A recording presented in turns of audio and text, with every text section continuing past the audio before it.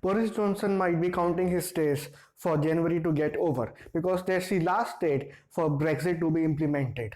You might be hearing in news and newspapers from last 1.5 years about Brexit, like Britain moving out of it and about European Union.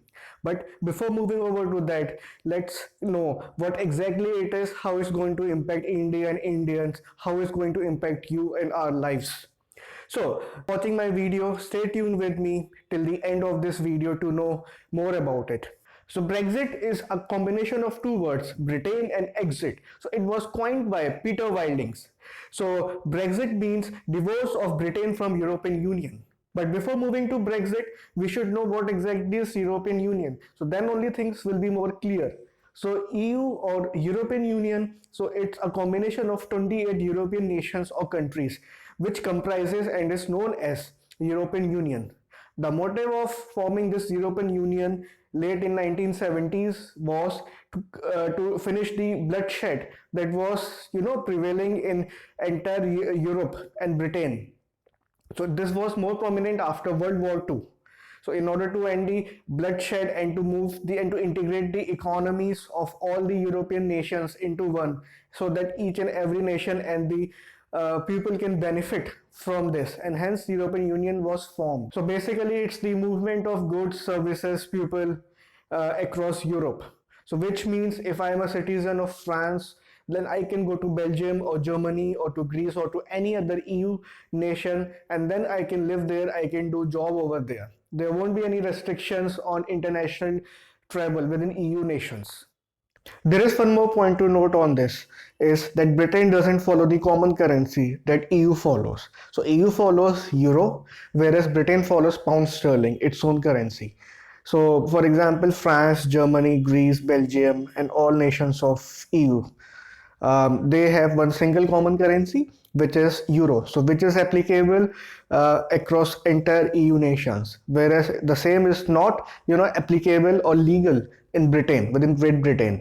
So over there in Great Britain it's pound sterling, whereas pound sterling is hence not legal in EU nations.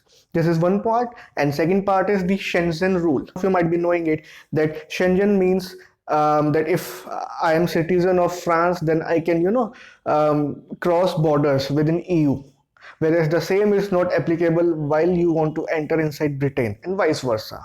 These were two other points that we need to keep in mind.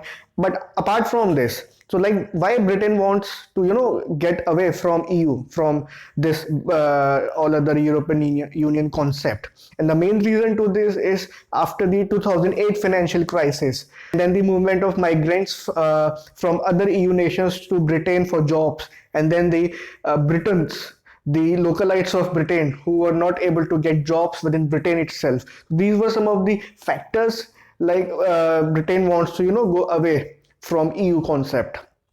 And then most recently you might have heard the coming of migrants from Gulf, Middle East, Syria towards EU, and then some of the EU nations opening up their doors.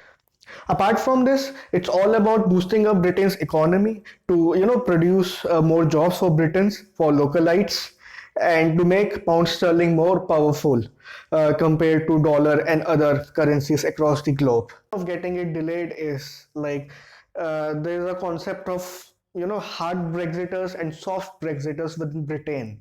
So which means some of the parliament members and politicians and the local bodies and the localites, they are in support of removing all the ties with Britain, which is termed as hard Brexiters, whereas some of them are like soft Brexiters who want, like, you can say, you can think 50 or 60% rules and regulations should be of Britain and remaining should be applicable of EU within Britain.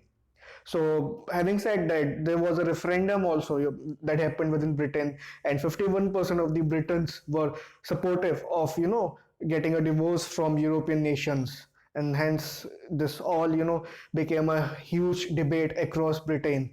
And now 31st Jan 2021 is the last date, which is now being set by when Britain will be starting all the legal processes to move away from EU.